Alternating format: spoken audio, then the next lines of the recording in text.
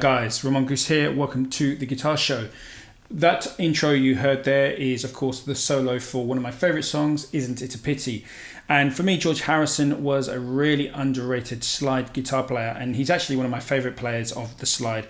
And that particular solo really does showcase his sort of melodic phrases, which sometimes tended to be influenced by Indian music, and kind of just really, you know, his voice on the Stratocaster kind of really worked, I felt, you know, sort of bringing these kind of bluesy Indian phrases. So that kind of stuff. And, you know, when I heard him, I sort of try to bring a bit of that into my own slide playing. Sometimes, you know, using two harmonized slide parts that you could put together on a song. So let's, without further ado, let's delve right in the history of this guitar, how he got it, and everything about Rocky. George Harrison says of Fender Stratocasters, "If I'd had my way, the Strat would have been my first guitar. I'd seen Buddy Holly's Strat on the Chirping Crickets album cover and tried to find one. But in Liverpool, in those days, the only thing I could find resembling a Strat was a Futurama that had strings about half an inch off the fingerboard." When asked how he acquired his pale blue Strat, Harrison recalled, "I decided I'd get a Strat, and John decided he'd get one too. So we sent out our roadie, Mal Evans. We said, go and get us 2 Strats. And he came back with 2 of them, pale blue ones. Straight away, we used them on the album we were making at the time, which was Rubber Soul. I played it a lot on that album, the solo on Nowhere Man, which John and I both played in unison."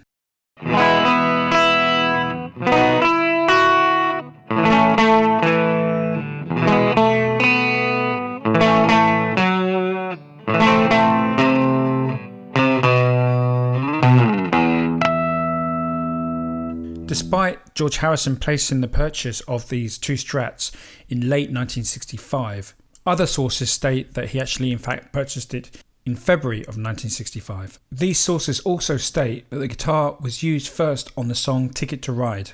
This guitar had at some point in its life been sold by a music shop in Kent. A worn out label on the back of the headstock reads, "Grimwoods, the Music People, Maidstone and Whitstable." The serial number on this guitar is 83840 and its neck is dated December 1961.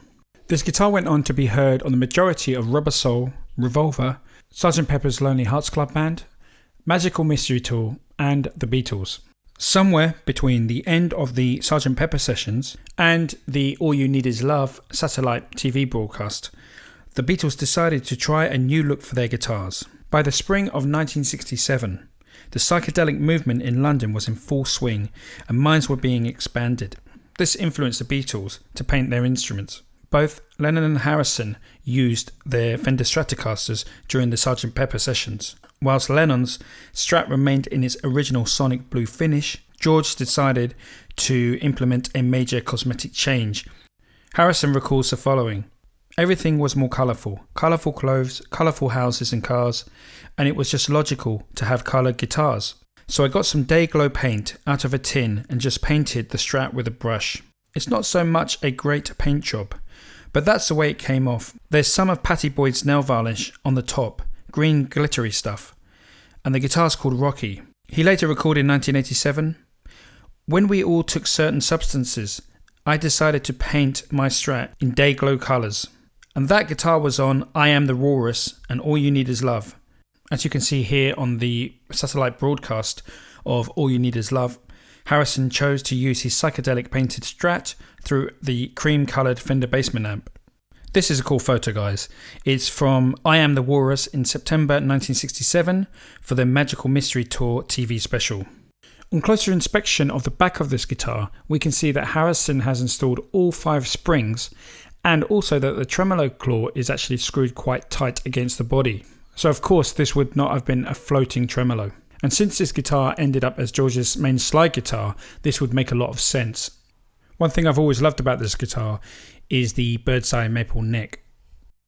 Later in 1969, George also added the name Rocky to the guitar's headstock. This was to honour rockabilly legends Gene Vincent and Carl Perkins. He also added Bebopalula to the upper body and Go Cat Go to the pickguard. Also in 1969, he added a painting of Eric Clapton's face on the headstock, which looks a little bit like a clown face. George loaned Rocky to Eric Clapton, whilst George played Eric's Les Paul for the concert to benefit UNICEF in London in 1969. Harrison also used this guitar for his European tours with Delaney and Bonnie with Eric Clapton. George actually played slide guitar on this tour. George took advice from Ry Cooder on how to set the guitar up properly for slide.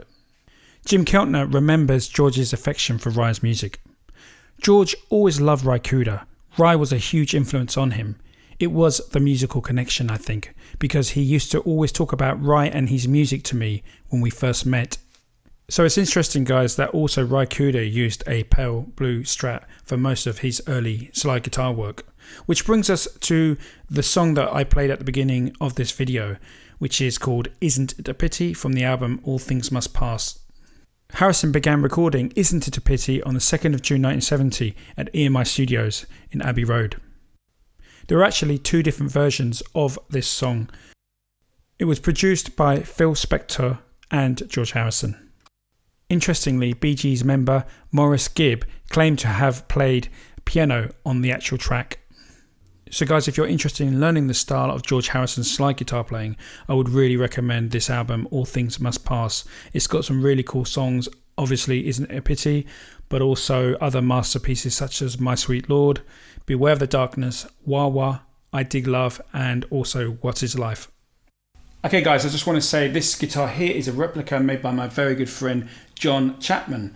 John actually made me another guitar previously, and that was this guitar here, which is we call the African guitar because everything on it is made in Africa.